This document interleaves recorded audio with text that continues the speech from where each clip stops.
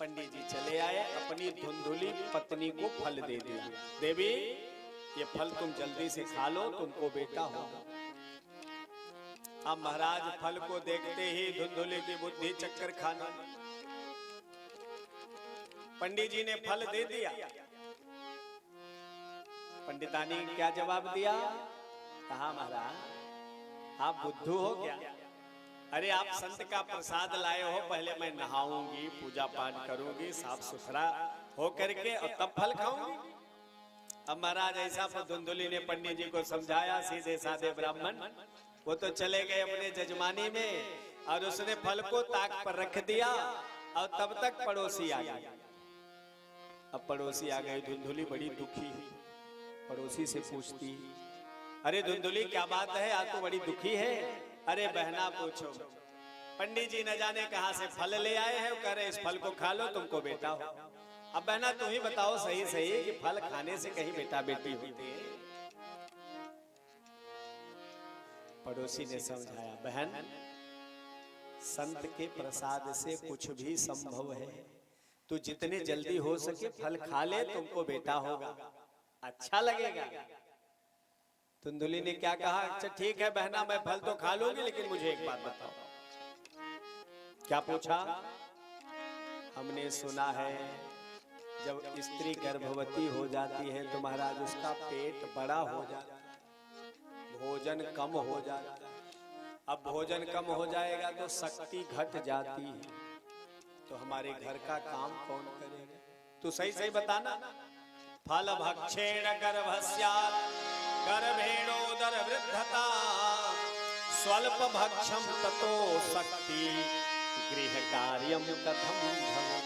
घर का काम कैसे होगा? पड़ोसी ने समझाया, धुंधुली तू फल खा ले, भगवान की कृपा से तुम्हारे साथ कोई दुर्घटना नहीं होगी, सब अच्छा होगा। कहा तो ठीक है मैं फल खा लूंगी, लेकिन एक बात मुझे और बता दो। कहा पूछो? कहा कभी मान लो हमारे घर में सुना है हमने गर्भवती स्त्री बहुत तेज से दौड़ नहीं पाती। बात तो तूने सही सुना है। अब कहीं मैंने फल खा लिया, मुझे गर्भ रह गया और मेरे घर में आग लग गई, मैं भाग पाऊंगी नहीं, तो महाराज जीते जी मुझे मरना पड़ेगा। दैवा घाटी ब्रजेत ग्रामे पलायेत गर्भिणी कथम लालने पालने दुखम प्रसूतायाश्च। कहे महाराज बेटा बेटी के लालन पालन में भी बड़ा दुख उठाना पड़ता है। ये माताएं धन्य हैं जो इतने दुख का सहन करके महाराज हमारा आपका पालन पोषण करते। कहते हैं भैया पड़ोसन ने कहा कि देवी जल्दी से फल खा लो, सब भगवान की कृपा से अच्छा ही होगा। अंत में एक बात और बता दो, फिर मैं फल खा लूं। कहा पूछो?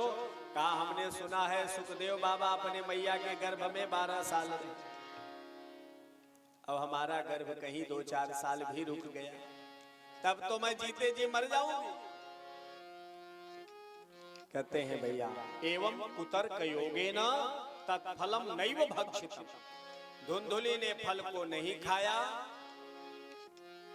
तब तक सगी बहन आ गई। बहनों का प्रेम तो भाई हम लोग देख ही रहे, बहन बहन में बड़ी प्रीति। मायके में रहने में चाहे भले रोज झोटी पीटा हो, लेकिन जब ससुराल चली जाते हैं तो उनके प्रेम का फरमान क्या पूछना। अब सगी बहन जी जब आ गई तो कहीं अरे धुंधुली काहे को दुखी है? कहा बहना बड़ा अच्छा किया जो तू आ गई, इस समय मैं बड़े संकट में हूं, तुम ही उबार सकती हो, बताओ जल्दी से। कहा ये पंडित जी फल ले आए हैं, कह रहे इसको खा लो तुमको बेटा हो। अब तुम सच्ची सच्ची बताओ फल खाने से कहीं बेटा बेटी होता है? बहन ने क्या कहा जानते हैं? अरे तुम्हारे दरवाजे पे जो गैया बंधी है वो अभी तो नहीं बच्चा दे रही, ये फल अपनी गैया को खिलाओ।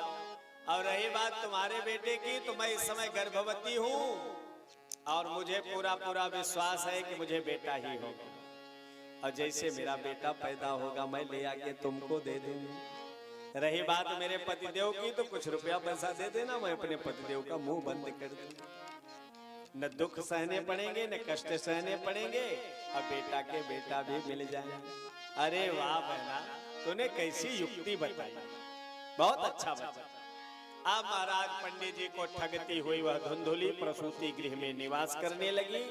फल तो गाय को खिला दिया और स्वयं गर्भवती स्त्री होने का अभिनय करने लगी। कालांतर में बेटा पैदा हुआ बहन को, तो ले आकर के उसने धुंधुली को दे दिया।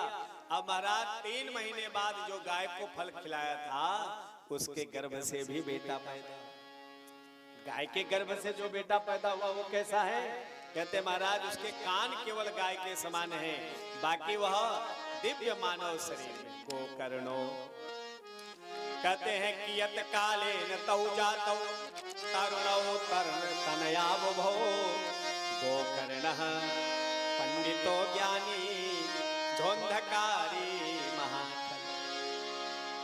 महाराज गाय के समान कान होने के नाते पंडित जी ने उनका नाम गोकर्ण रख दिया और महाराज धुंधुली के पास जो बेटा है उसका नाम धुंधकारी हो गया।